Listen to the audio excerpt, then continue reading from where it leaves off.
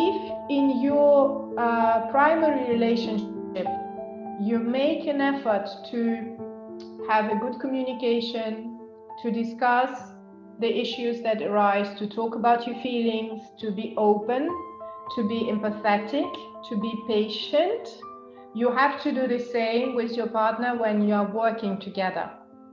Because our brain can very well say, okay, we have two relationships and we have to separate this from this and that's all very fine. But when we are in the middle of the thing, it's just us and our body and that other person and that body, and everything gets again mixed together. So the healthier your communication, the better and easier it will be. That was Veronica Toumanova. I'm Sergio Acosta, and this is Dance in Conversation. Welcome. Thank you for being here. I want to say at the top a big thank you to all of those who have donated to Dance in Conversation. This is a project created by Ieva Kelpsaite and myself, and we have been running events for more than a year now, with a special focus on tango and personal growth. It is a project that means a lot to us, and it is run with an open heart. If you also find value on what we do, you can donate at dancingconversation.co.uk/donate. Today with us is Veronica Toumanova. Veronica is an oasis of clarity. Her experience as a tango teacher and dancer is vast, but more impressive is the way she has reflected, analyzed, and put into words why and how tango transforms lives. Many of her reflections have landed in the book Why Tango, a must-read book you can find on her website, verotango.com. In November last year, she joined us for a conversation about what it means practicing tango with another person. That was a masterclass about relationships. For me, one of the most insightful takes on the communication skills we can develop on the dance floor and in life. That exchange was led by Ieva Kelpsaite, my creative partner and relationship coach herself. There is so much wisdom there, so it had to have prime space in our podcast. Thank you for being here and enjoy.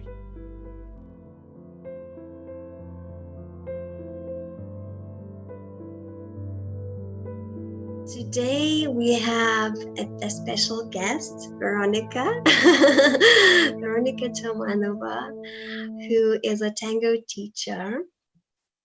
She's based in Paris. And today's topic is really about how we can make this tango partnership, working with a partner, practice more effective. So if some of you are practicing with other people or maybe with your life partner, whether you're a social dancer or professional dancer, Veronica has got some ideas about how you can make it more effective, because she developed some structure and some content for it. So today she's gonna share about it. Veronica, have I missed something? Have I missed something about yourself?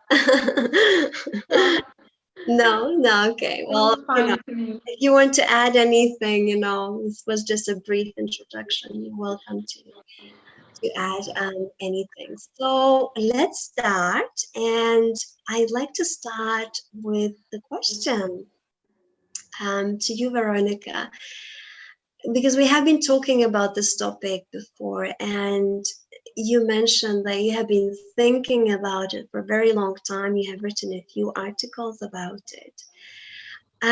So I'm just curious, how did you come to even think about it? How did you come with the idea about that this topic could be interesting to the tango community, and how come that is important to you yourself? How did you come to that conclusion?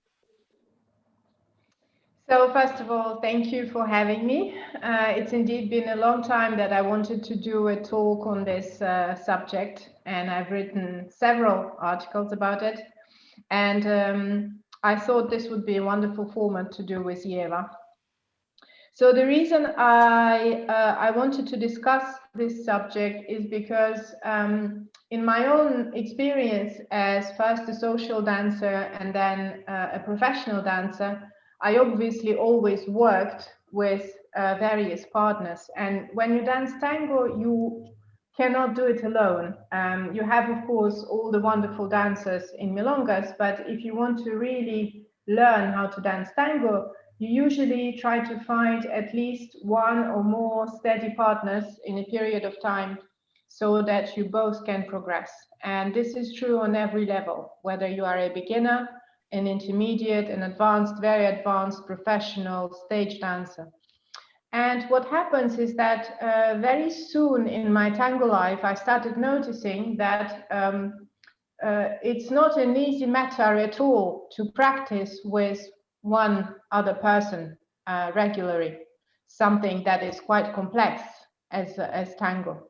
And I myself, I've had a very different experience with different people, both positive and negative, very stressful experience, exhilarating experiences, good matches, bad matches. And I also see my colleagues, professional dancers, often struggle with not only finding a partner, but keeping a partner. Because one thing is to find a partner that you like dancing with, and a totally different issue is to keep a working relationship going.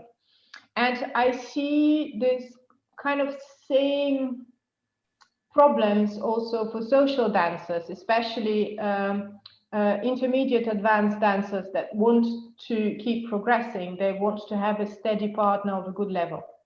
And I see a lot of things happening because people don't know how to deal with a partnership like this.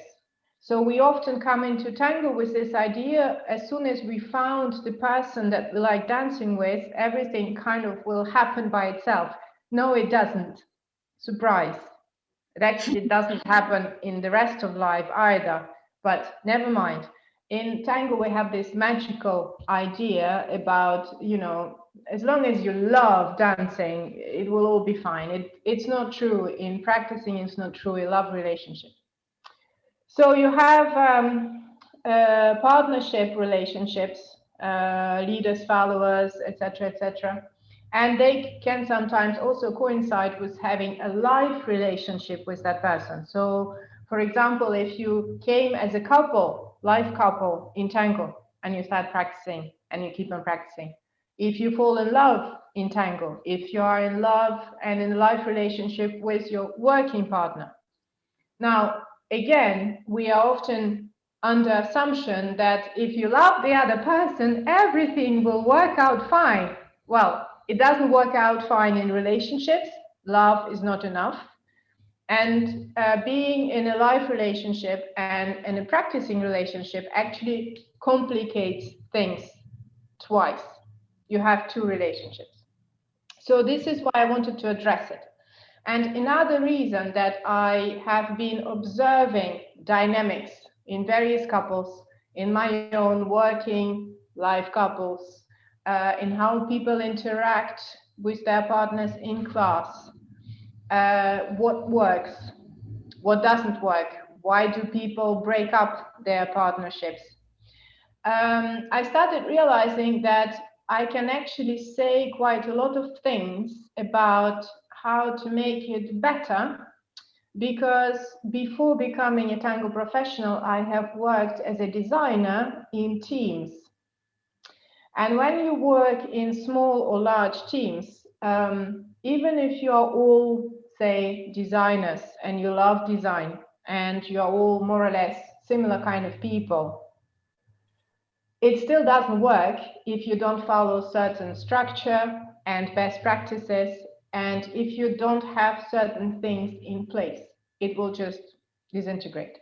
So I thought, how can I apply some of the things that I've learned about teamwork in a company to practicing tango with your partner?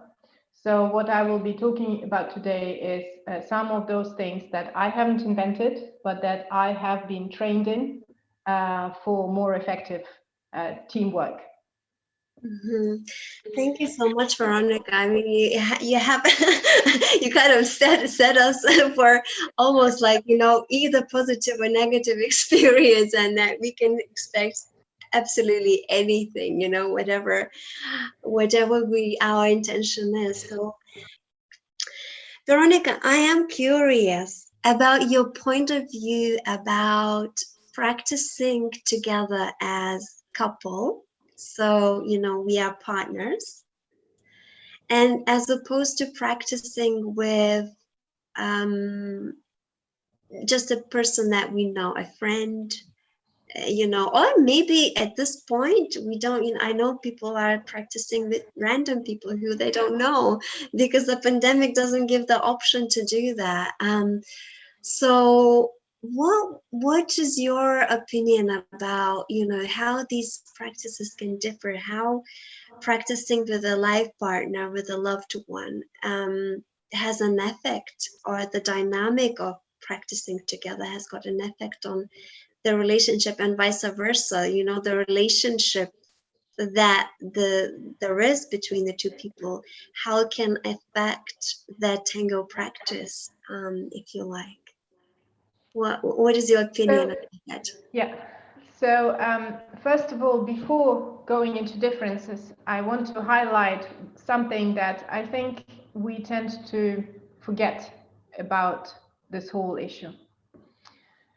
So practicing with another person, whichever your relationship, is basically very similar to running a business together, building a house together, working on a project together, raising kids together, etc., etc.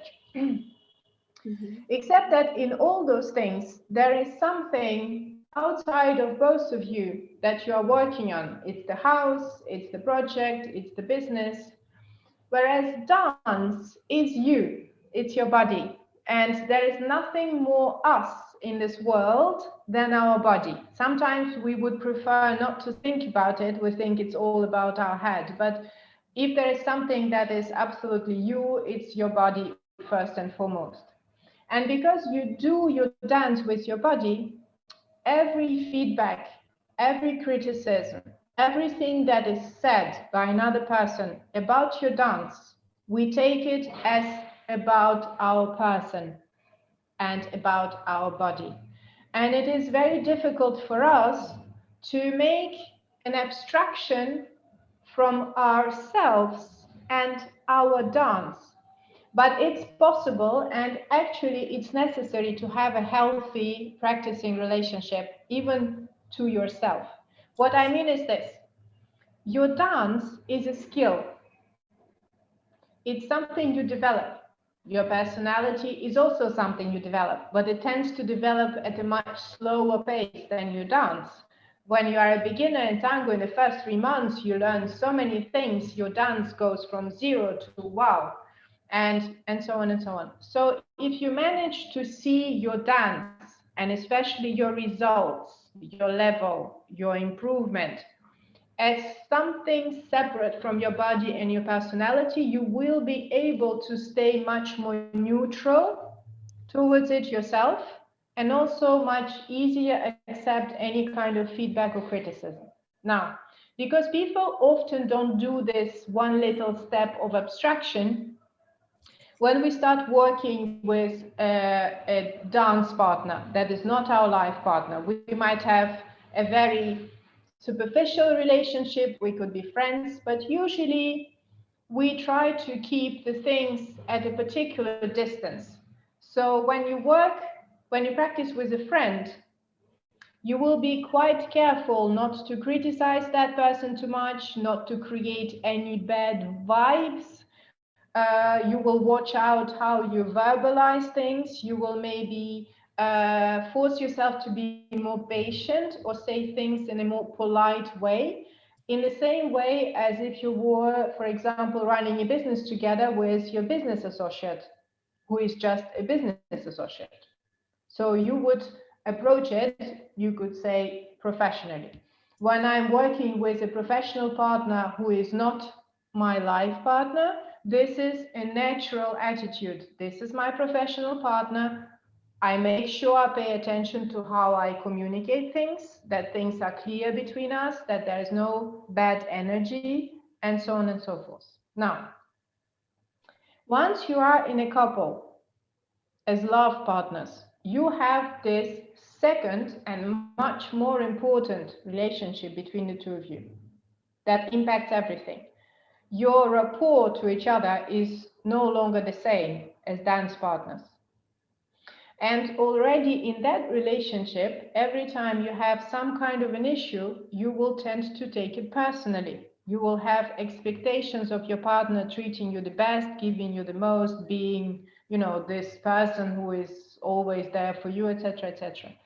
And we tend to transpose it into practicing. So you practice with your life partner and he or she gives you feedback and you suddenly take it personally and you feel deeply hurt because you don't separate your dance with your partner from yourself, because it's your life partner who is criticizing you, and aren't they supposed to be all loving, all accepting, and also because any tension that is created will then drip through into your normal relationship. These are two communicating vessels.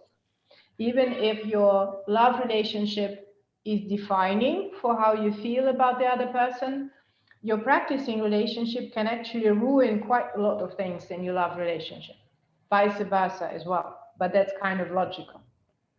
So the things I would advise is, first of all, realize that you have two relationships to manage, and you have to manage them separately, and each relationship has to be healthy, or they will fuck each other up, one way or another. Second is that you have to see your dance with your partner as this third entity, this project, which can evolve, you can develop, you can work on, you can set goals, you can evaluate, you can discuss, you can judge, without it being a judgment of your person or your partner's person, like your house together. And if in your primary relationship you make an effort to have a good communication, to discuss the issues that arise, to talk about your feelings, to be open, to be empathetic, to be patient, you have to do the same with your partner when you are working together. Because our brain can very well say, okay, we have two relationships and we have to separate this from this and that. That's all very fine. But when we are in the middle of the thing, it's just us and our body and that other person and that body, and everything gets again mixed together. So the healthier your communication, the better and easier it will be. And any resentment that you build up will be much worse if you are life partners than if you are just distant partners, dance partners. But the funny thing is that it doesn't work for the positive things, because the problem is when we work with just a dance partner, everything that is working well, we praise it a lot. We feel like we're really lucky. Oh my God, I found this amazing partner. It's going so well. When things are going well with your life partner, it's like, well, it's my life partner. He or she is supposed to love me, give me the best. So this is business as usual. We don't praise our life partners enough. We don't praise them enough. And I say to people who practice, always take the like button with you. Have a big like button, and everything you genuinely like about the other person, like and praise and praise and praise. Why? Because this will be your bank account, like they say in psychological methods about couple therapy. You have to have a bank account of common love and affection and trust and love credit from the other person. if you don't praise enough and you only point out the negative things and you never point out the positive things, this bank account runs dry. And then the moment you hit a wall, you go into huge resentment. So my approach is, in practicing, whichever relationship I have, is to always, always, always pinpoint the positive things. And then when I want to improve something, you can be constructive in your criticism, but what really helps is to make it very specific and not to make it about the other person, but to make it about you. So, for example, I would say, let's say I feel a problem in the lead. So I would say, at this particular moment in this move, I will need a bit firmer lead, or I would need a larger pivot. So I wouldn't say, give me a bigger pivot for once, or something like that. I would say, I need, in order to do this movement that you want me to do, I need a bigger pivot. And then you discuss it. And another trick that I've learned, which works very well, is always first doubt your first thought. So I would say like something like this. So I have a thought on how to improve something that the other person should do. And I say, look, this might be me and I might be completely wrong. It might be actually my fault. But what I feel is that this and this and this happening. And I think what I should feel in this and this. Now let's try something and see if it's if I have to change something or you have to change something. And if both people have this as their initial reflex, look, I don't know, I just had an idea, could be me, could be you, who cares? It works really well. And right now I have a dance partner who is not my life partner, and we have a very satisfying relationship and we match well, and we both have this kind of an approach to practicing. We are both patient and empathetic and listening and try to praise the other a lot and avoid all judgment, especially judgment about vulnerable things. So you will always have with your partner certain things that you know the partner tends to fuck up. You know, like lose her balance in a back pivot or something, or, tense in the embrace if he's leading a turn. At some point, you will feel those things return.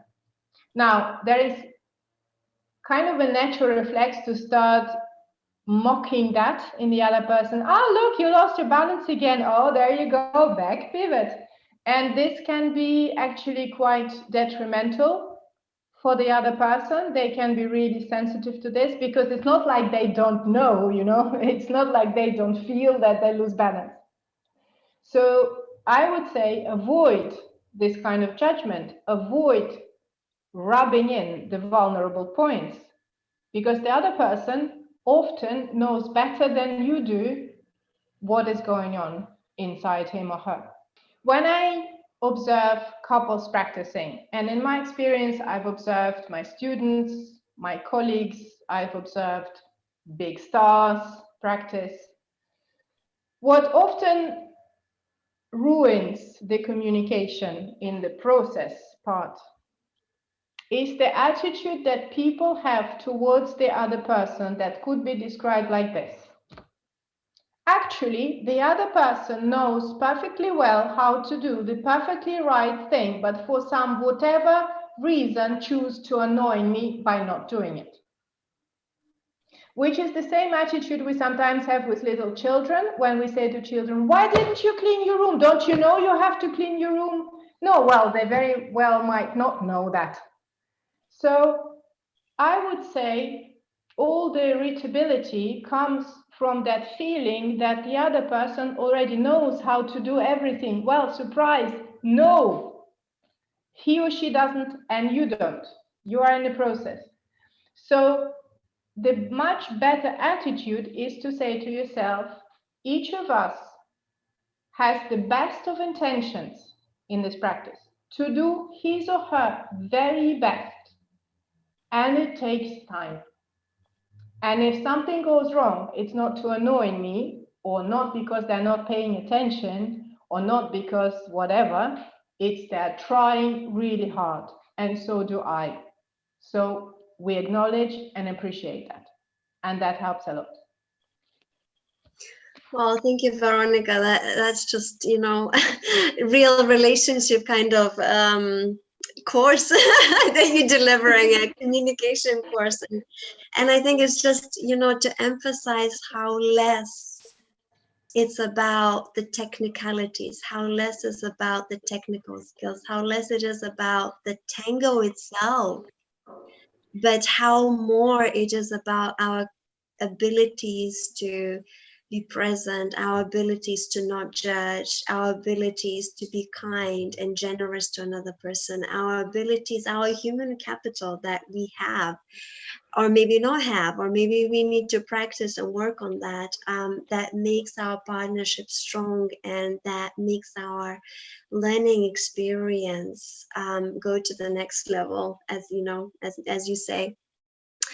I had a request from Peter, who had a question to ask. Peter, would you like?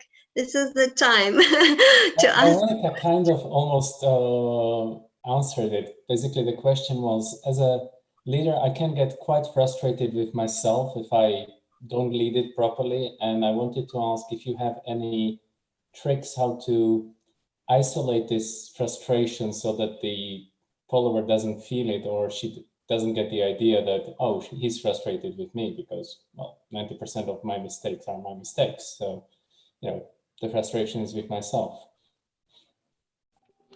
This is an excellent question, because this is a dynamic I see very often in couples. This is exactly what you described. So the leader would be trying and getting frustrated with himself or herself, but the follower would kind of take it personally, as if it was her or his fault that it's not working. So there is a simple way of dealing with it, is to mention now and then that this frustration comes because you are frustrated with yourself. It's not about the other person. Just saying it verbally, mentioning it a couple of times, especially if you see the other person is getting tense and kind of feel the blame.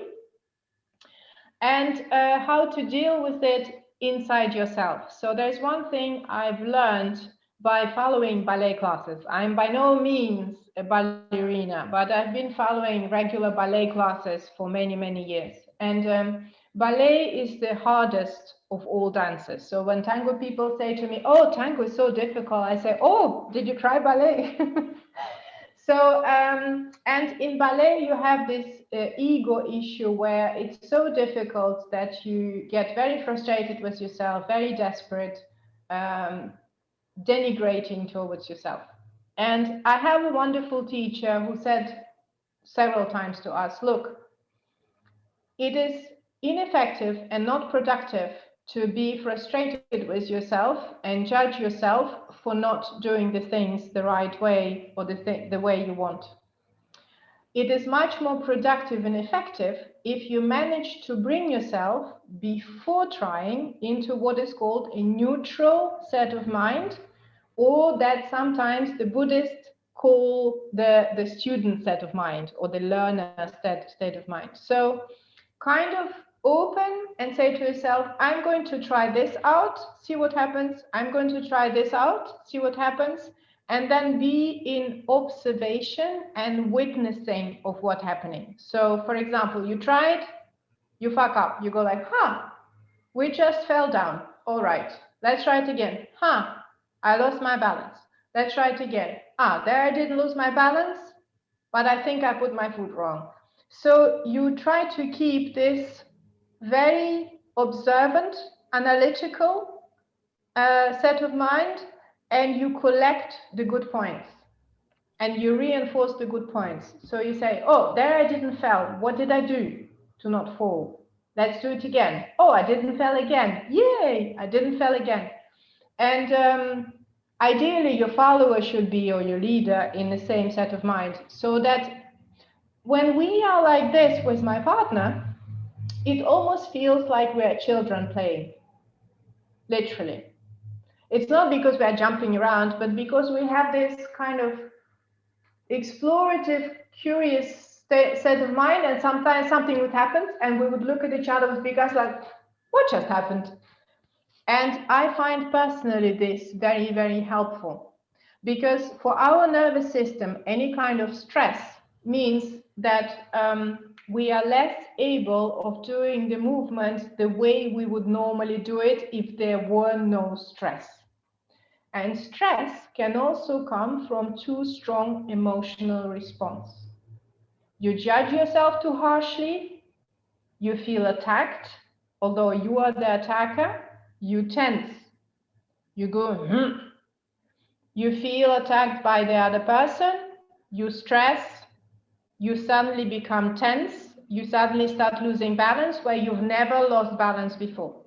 And this is actually something that happens in the brain. It's been researched, this mechanism. It's a response, it's a stress reflex. So the more you remove the stressors, the better you will feel. Mm-hmm. However, it's easier said than it's done, I guess. But I guess we can all try and incorporate that in our, in our practice. We have got a few minutes left, so I wonder if people would have perhaps a specific question to ask, or maybe a comment, or a, maybe sharing of how they have experienced this evening, and if they enjoyed, the knowledge that Veronica shared with us today. I think some of that's probably just been addressed slightly, because it was about saying, well, we're in a situation where we're life partners, and I've been dancing probably about, I don't know, 14 years or something, and she's been dancing 3 or 4, something like that. So I've been to a lot more workshops, and I've heard a lot of things, and I often try to repeat things I've heard. And there's always this challenge of trying to be able to say something and say, well, I've heard this, and I've heard that, and I've said this. And it's frustrating sometimes to understand how can I express things that I've heard without sounding like, I think your introductory words, Veronica, were know it all. And it's like, how do I avoid this? How can I say, look, I've heard that this might be a good way to approach that, and this kind of stuff. And it's always been a challenge, if you like, to try and say, well, look, how do you do that? Excellent question, and brings me to something that I wanted to say. So when you practice with another person, you have two things. You have feedback and you have advice. Feedback is describing what you feel, what kind of energy you receive, what you feel in your body, whether you lose balance, blah, blah, blah, blah, blah. Something that basically almost every one of us with a bit of experience and a bit of analysis can describe quite accurately. So when you did this, I felt this. Advice is saying the other person what to do. And in order for you to say to the other person what to do, you have to be very competent at that matter. Now, one good thing is to say, I might not be competent about especially what to do for the other role, but I might be able to say how I felt that same thing at a different moment in terms of feedback. So you could say, now I felt I was losing balance. And when you led it this other way, or you followed it, I wasn't losing balance. So instead of saying, look, I've heard you should do this, or I think you should do that, maybe it helps to accept that you might not have the competence to give an advice, but let the other person kind of figure out. They might actually know what to do because they're studying that role. Or unless, of course, you're absolutely sure and you know this, you've been taught it over and over and over again, and this is a truth, and well, especially if you both know it's a truth, it will work. So what helps is not to jump to advice. Stick to feedback, and often giving only feedback will allow you both to experiment without feeling judged by the other person or feeling the pressure of having to do things in a particular way. So I feel like this. How do you feel? Now let's do it again. I feel like this. How do you feel? Okay, I like how that feels. Phil, does it look okay? It actually looks nicer than the other one. So feeling, looking, and from there you could eventually say, so the right thing to do would be for you to make more pivot, or I don't know, push the floor. You see what I mean? It has been a privilege, and I want to thank everybody who has come today and who has stayed up until now with us. And we certainly will try and do more of those events, because I guess the topic is really interesting, and it's about communication. As we know, tango is about communication. So what can we learn about communication that help us dance better, or vice versa, and vice versa. So thank you for inviting me and giving platform to this subject that is a delicate subject and a complex subject, and also creates a lot of suffering in people. And I like to do things with my articles and with my talk to remove suffering and let people enjoy tango. Enjoy. So with that, I guess we would like to say goodbye, but before we say goodbye, Sergio, would you like to add something? Yes, well, thank you again, Veronica, for your clarity and your wisdom. Just very quickly, for everybody, if you want to know more about us, you can go to the website www.dancingconversation.co.uk. I just put the link on the chat if you want to copy and paste. And to say a little bit about what we do, we are an open space for conversations about dance, and we cover topics from body awareness, relationships, even storytelling on the dance floor. And we started a campaign. If you want, and if you can, especially to support this initiative, you can donate actually on the same website. I'm gonna put the link here. That would be wonderful if you can support us in any way, especially if you share this conversation with your friends and your community. That would be very much appreciated.